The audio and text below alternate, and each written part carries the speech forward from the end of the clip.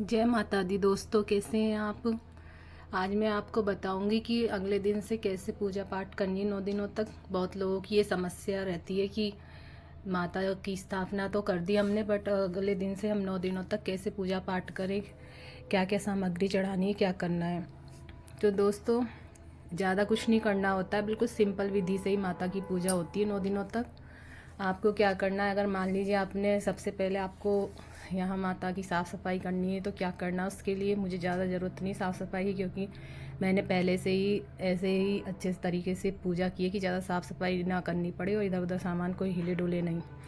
देखो, आपको मैंने बताया था उस टाइम की फ्रूट्स वगैरह जो भी मिठाई वगैरह हम चढ़ाते हैं वो तो सब हमने हटा लेते हैं। पूजा पाठ करने के बाद थोड़ी देर रखना है तो रख लेते हैं, मैंने भी थोड़ी देर रखे थे।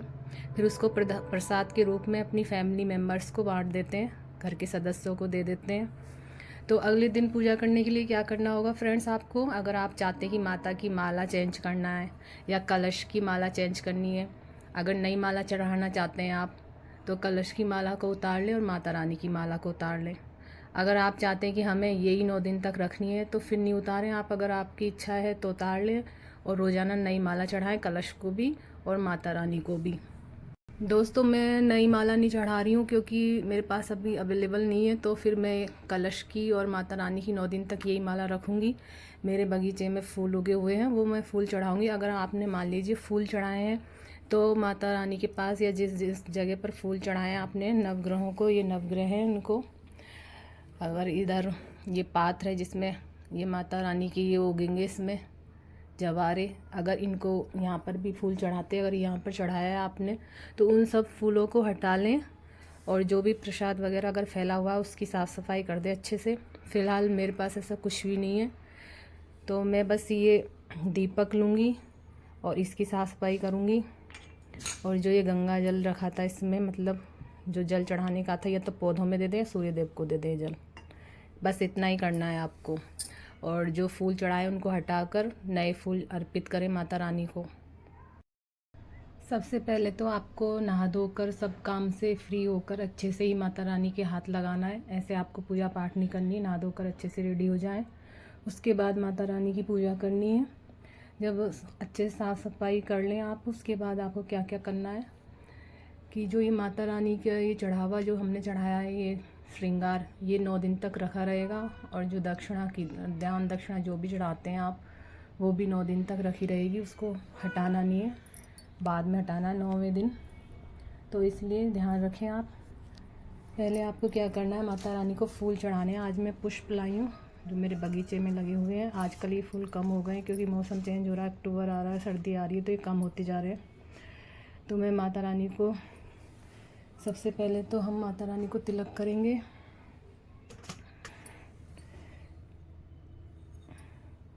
इस यहाँ इनको भी तिलक करेंगे जो हम ये उगा रहे माता रानी के, आप गेहूं के उगाएं या जौ के उगाएं, ये पान के पत्ते, इनको भी तिलक कर देंगे। श्रृंगार को भी कर देंगे, माता रानी की माला को भी कर देंगे तिलक, और ये कलश को भी कर देंगे और नारियल को भी कर देंगे, सबको कर देंगे एक बार। इन पत्तों को भी एक बार लगा देंगे। और ये बच्चे हमारे नवग्रह, इनको टच नहीं करना है क्योंकि ये हिल जाएंगे, इसलिए इनको सूखा ही अर्पित करेंगे हम। तो इनको सूखा ही अर्पित करना है। अक्षत अर्पित कर देंगे, इस तरह से अक्षत अर्पित कर दें। फिर माता रानी को प्रसाद के रूप में बतासे हैं आपके पास तो बतासे चढ़ा दीजिए। मैं बतासे अर्पित कर रही हूँ, यहाँ रख देती हूँ। और ये मिश्री है, थोड़ी सी मिश्री भी चढ़ा रही हूँ। अगर आप मिठाई उठाई बना रहे हैं तो वो भी चढ़ा दें। कल अर्पित की थी पूरी विधि मेरी दूसरी वीडियो में, उसमें अच्छे से देख लेना आप। अब हम पुष्प अर्पित करेंगे, फूल चढ़ाएंगे, ये माता रानी को चढ़ाएंगे पहले, फिर ये कलश के लिए भी रखेंगे, यहाँ भी चढ़ाएंगे जो हमने जौ उगा रहे हैं, और साइड में इन नवग्रहों के लिए भी रख देंगे, टच नहीं करना है। अब हम फूल से ही जल चढ़ाएंगे, शुद्ध जल। जो शुद्ध जल चढ़ाया जाता है उसको अर्पित कर देंगे पुष्प से ही सभी को। फिर हम ये दीपक जला देंगे और सबकी आरती करेंगे। ऐसे दूसरा हाथ लगा के आपको आरती करनी है। उसके बाद हाथ जोड़ लेंगे और माता रानी से क्षमा याचना करेंगे, आपसे गलती हो गई हो माफ़ करें, जैसे पूजा पाठ कर रही हूँ स्वीकार करें। मैं नादान हूँ, इतना समझती नहीं हूँ, जैसे भी मुझसे पूजा पाठ हो रही जितना मुझे मालूम है उस विधि से मैं करी, वैसे ये परफेक्ट विधि है। आप इस तरह से पूजा पाठ करें 9 दिन तक ऐसे ही करनी लगातार। उसके बाद आपको धूप बत्ती जलानी है। इस तरह से आपको धूप बत्ती जलानी है। ये मैंने दीपक के अंदर इसलिए रखी ताकि इसकी जो राख गिरेगी उससे कुछ कपड़ा जले ना। हमारा जो माता रानी के नीचे जो बिछाया है हमने ये लाल कलर का, आपके पास पीला है तो पीला बिछा लेना। मैंने अपनी वीडियो में सारी डिटेल से बता दिया। आप अच्छे से पूजा करें और ऐसे ही 9 दिन तक करनी है। डेली 9 दिन तक तो सिंपल पूजा होती है। फर्स्ट दिन जो स्थापना होती है उसमें थोड़ा टाइम लगता है और थोड़ी बड़ी स्थापना होती है, इसलिए वो भी ज़्यादा टफ़ नहीं है, वो भी सरल ही विधि है। एक बार आप वीडियो अच्छे से देख लेंगे समझ लेंगे तो आपको सब समझ में आ जाएगा। और इसमें ये जवारा बोया है हमने इस पात्र में, इसमें दिन में हल्का हल्का पानी 2-3 बार देते रहें और जब वो अंकुरित होने लग जाए तो फिर थोड़ा ज़्यादा पानी अर्पित करने लग जाएं आप।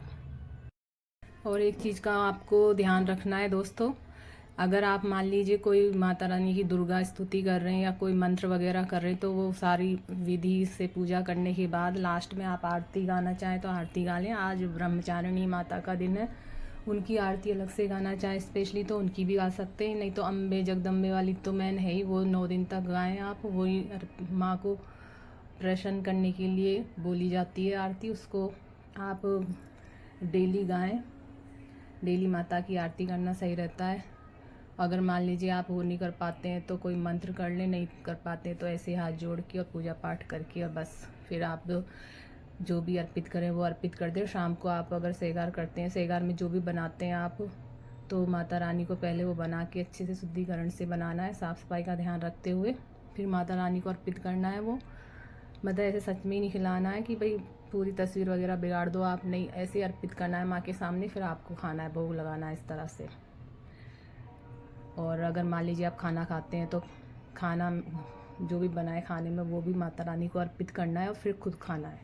इस तरह से 9 दिन तक पूजा होगी। बिल्कुल सिंपल पूजा है, सरल विधि है। कोई अगर दोस्तों आप अखंड जोत जलाना चाहते हैं, पहले दिन से शुरू किया आपने, तो अखंड जोत का ध्यान रखें, वो दिन भर जलती रहती है, उसको चेक करते रहें बीच बीच में कहीं वो बुझ ना जाए। उसका अखंड जोत का दीपक अलग से आता है, ऐसे भी जला लेते हैं मिट्टी के दीपक में भी लंबी बाती बनाकर, बट जो पीतल का या तांबे का आता है वो अलग से आता है अखंड जोत का दीपक, उसको भी आप जला सकते हैं। मैंने वो नहीं जलाया, मैं तो बस सुबह शाम ही दीपक जलाती हूँ, आपको दिख भी रहा है। इस तरह से धूप बत्ती लगाती हूँ और दीपक जलाती हूँ, आप जला सकते हैं। इस चीज़ का आप अच्छे से ध्यान रखना। और आप चाहें तो पहले दिन से लेकर 9 दिन तक आप हवन भी कर सकते हैं। मैंने अपनी वीडियो में फर्स्ट दिन जब माता की स्थापना की थी जब बताया था, हवन करके आपको दिखाया भी था, बट मैंने अब नहीं किया क्योंकि मेरे व्रत भी नहीं है, बस मैं पूजा कर रही हूँ, मैंने फ़ास्ट नहीं रखा है।